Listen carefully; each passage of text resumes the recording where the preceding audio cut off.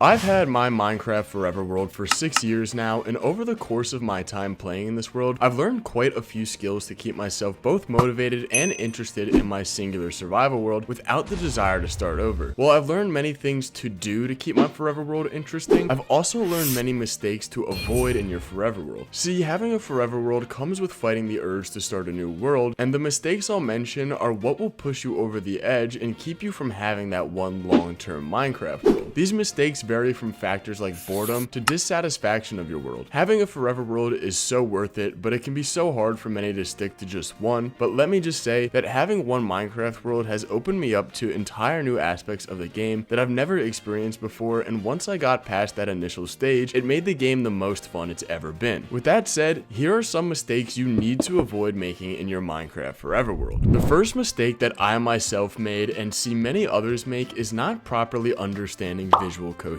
To explain what this is in simple terms, visual cohesion basically means that what you see feels consistent and makes sense together. In your Minecraft world, this can be applied to having your builds fall under a certain theme, like medieval architecture or Japanese architecture. The reason this is a mistake is that your world can become sloppy or messy looking if you don't have a real plan for a build or an area, making it look like a weird collage. Now, I also want to note that this doesn't mean you can't have two completely different styles of builds next to each other. You just have to know where it makes sense. See, I have an area of my world themed around the jungle and the tropics. If I were to build a spaceship parked in the middle, it would look really weird and take away from the build's overall aesthetic. But I do have another area of my world that's dedicated to this randomness, containing a greenhouse, haunted house, and a tiny castle, all next to each other, being connected by a brick path. You don't need to have everything fall under the same theme, but if there is a theme, you gotta stick to it. That's why in my world, I have a bunch of different little areas that are themed around different exclusive architecture types, but also an area where I let it be random. And the randomness looks good because nothing is out of place if everything is out of place. It can be really demotivating when you look at your world and don't like the way it looks, so properly understanding how to use visual cohesion is very helpful for staying motivated and interested in your world. The next mistake you need to avoid making doesn't actually take place in your world itself, but just online as a whole. And while this applies to life in general, you need to avoid comparing your Forever world to others, especially big YouTubers. This doesn't mean you can't take inspiration from their world, but it's important that you don't let the giant scale of their builds and their world make it feel like yours isn't good. Everyone's Forever world should be different. That's what makes them so cool, as they're all unique to the player that made them, so don't feel the need to recreate what others have done to feel like yours is up to par. There's no one right way to do things, and as long as you're having fun, you're succeeding. It's also important to note that for a lot of these Forever worlds you see out there on YouTube, they're being worked on by creators whose job is to make content around this world, so they're gonna be spending and have much more time to work on it than most. This mistake is pretty straightforward, but just avoid comparing your world to others. Taking a turn back to gameplay, a big mistake I see a lot of people make is doing the same things over and over again. Whether it's each time they make a new world, they build the same style house with the same block set, or if they've beaten the Ender Dragon and now all they can do is continue building similar looking castles. It's important that you switch up what you're doing, not only to keep your world visually interesting, but to keep your actual gameplay experience different, as you're undoubtedly gonna get bored if you repeat the same processes over and over again. Even just exploring features of the game you haven't tried before, like getting a conduit or trying to create a redstone machine with skulk sensors, I promise you that most players, including myself, haven't experienced or even attempted to experience a lot of the content this game has to offer. Even something as simple as going to get the different cow variants to make your barn's livestock be versatile could be something new, and it gets you to go out and explore for the other variants. I could literally spend hours talking about this tip, but it's very important that you avoid doing the same things over and over again, as it creates a one-way path to burnout. Another thing that's very important is whether or not you've liked this video yet. Guys, if you've enjoyed this video or found it helpful whatsoever so far, a like is greatly appreciated, and it goes a long way towards helping the channel out, as well as subscribing to ensure you never miss out on another video just like this one. You did it? Great, thanks. The next mistake I see a lot of players make is building everything in one spot. I've somewhat gone over this tip in past videos, as I frequently mention spreading your world out by making builds for each functional block, like a smelting shack filled with furnaces, a brewery with brewing stands, and a wizard's tower for your enchanting table. While it doesn't have to be any of these things specifically, this just gives you more things to build that have some incentive behind them, as you know they're actually going to be used for something. By putting everything in one spot, like just building a giant house and putting all the functional blocks you need right next to each other, it takes away a lot of the fun world building potential. I'll also clarify that if you're someone who likes building one giant base and continuously expanding upon it, that's a bit of a different story. A great example can be seen from the YouTuber Small Guy's world. He has a giant base underneath this tree, but the base is broken into different areas with different farms and different themes. It doesn't just feel like one room with everything in it. His stuff, while sure all in one base, is still spread out. And this actually goes straight into the next mistake, and that's building and playing for efficiency. As said with the last tip, having everything you need in one spot is the most efficient, but that doesn't mean it's the most fun. If you build and play for efficiency, you take away a lot of the potential content that could be created. Like I mentioned prior, the different builds for different functional blocks. And yes, I'm aware you can still build these things like a wizard tower or a brewery, but it's much more incentivizing when the build itself serves a function. I don't personally need my builds to have a purpose, but it's something that is very motivating for many players. Another example is just having farms for literally everything. While it is the most efficient, it can take away that slow gameplay style of doing stuff like harvesting your crops or shearing your sheep that breaks up the gameplay of just constantly building and mining blocks. Now, there's nothing wrong with making farms, as building complicated redstone farms can be fun in itself for many players, but the overall idea is that the efficient route isn't always the best route. The next mistake I'd avoid making in your Minecraft Forever world is only ever focusing on big projects. I actually recently mentioned this in another video of mine, but by only ever working on these huge mega builds or long-term projects, it can easily lead to burnout, as you may keep yourself from trying or doing something you've been wanting to do because you have to work on your big project. Don't get me wrong, these big projects are great and honestly equally important for the longevity of your world, but it's also okay to take a step back and work on some smaller projects you've had in mind when you need a break or feel really motivated to work on them. I've been doing this in my world recently with my greenhouse and haunted house build, as well as just collecting all the content from the Mounts of Mayhem drop. I still have ongoing big projects, but I'm letting myself enjoy these other small tasks and taking a break from the big builds, which has overall kept me from getting burnt out and has actually given me more motivation to continue working on these big projects for when I'm ready. Another mistake to avoid making involves the use of tutorials, and it's not letting yourself use tutorials and only tutorials. People may hate on using tutorials as it's technically not your design, but I think tutorials are a great way to not only ensure your builds look good, but to pick up on new skills and techniques that you can use in future builds of your own. And while I do think tutorials are a great way to learn and there's nothing wrong with using them, I also think it's important that you avoid solely relying on tutorials, as although your world may look great, it could end up lacking the authenticity as you don't have any builds from your own mind. I think having a good balance between using tutorials for builds and then making your own designs overall just allows you to become a better builder and will make your builds that much better in the long run. And the last mistake you need to avoid making in your Minecraft Forever world, which some may consider a hot take, but is using mods. And I don't mean mods like performance boosters or shaders. I mean mods that change or add content into the base game. There's two reasons I think mods are a bad idea for a Forever world. One is it makes your world more prone to errors and corruption, and it could take an incredibly long time for your mods to update to newer versions, with a chance of them actually just never updating, meaning you'll always be stuck on an old version of the game. And two, by adding more content into the game itself, you're gonna end up always focusing on getting better gear and progression-based gameplay, and wanting to add more content once you've undoubtedly completed that mod. Part of the fun of Minecraft is how you have to creatively use the blocks and materials you're provided with in order to bring your vision to life. If you add a mod that just adds the blocks in for you, it removes part of that fun. Not to mention that even if you run out of survival-focused content in survival, part of the fun is creating your own content, which you never have to do with mods. Some people may disagree with this take, but I believe adding mods that affect actual gameplay will end up keeping your world from a forever world. It could be a good long-term world, but you'll likely not play on it forever. You'll probably have to start over eventually. But those are just some of the mistakes you need to avoid making in your Minecraft Forever world. What do you guys think of these tips? Do you have any of your own? I'd love to hear your guys' thoughts, so leave any you have down in the comments below. Now guys, if you did enjoy this video, a like is greatly appreciated and goes a long way towards helping the channel out. And if you've really enjoyed this video, subscribe so you never miss out on another video just like this one. It's completely free and it helps me get even closer to my goal of 30,000 subscribers, so thank you. I also now have a Discord, which I'll link in the description and the pinned comment below, so if you'd like to get a chance to chat with me a bit more, join it. Anyways guys, that's it for today. Thanks for watching, and I'll see you in the next one.